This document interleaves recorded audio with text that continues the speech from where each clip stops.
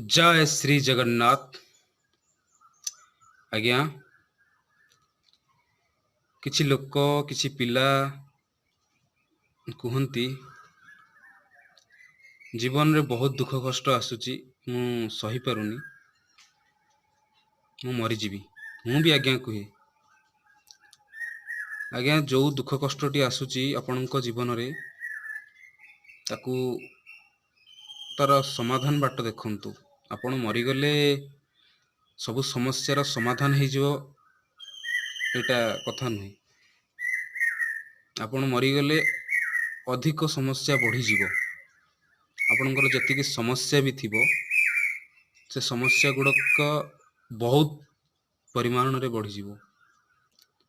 आपण मरीगले आपणको परिवार कष्ट पाइबे, बहुत दुख पाइबे। आपणको जो थी पे आपण मरी जीवे सेटा भी आगे बहुत कष्टकर हो जीवो से जिनसटा को सजाड़िबा पई। सेतिपई निजको केबे हरास भावंतुनी। हाँ जीवन अच्छी आज्ञा दुख कष्ट आसीबो, टाइम आसले से आज्ञा सब ठीक हो जीवो। आउ जदि आमे टिके धैर्य साहस न करिबा ना आम जीवन को आमे बलिदान दे दवा। जेतेबेले आज्ञा आपणकर इच्छा हो मु मरीजीवी ऐसा करदेवी तेसा करदेवी, थरे मेडिकल को जाई देखंतु। ए जीवन बंचेइबा पई ए मनीष केते संघर्ष करुची, केते कष्ट करुची किछि दिन बंचीबा पई। आ आपणको पाखरे एते भलो शरीर अछि, भलो मनटे अछि, सब किछि थाई आपणको कष्ट दुख टिके आसुची बिले आपण कहउछंती मरीजीवी।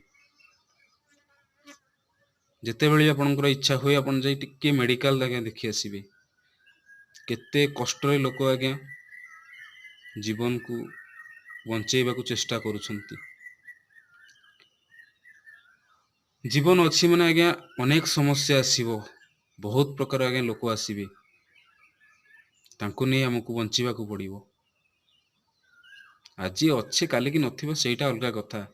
जेतिक दिन अच्छे आज्ञा टिके तो खुशी रहंतु। समस्या आज्ञा अछि, समस्तिंकर समस्या अछि। गोटे धनीर अछि, गोटे गरीबर अछि।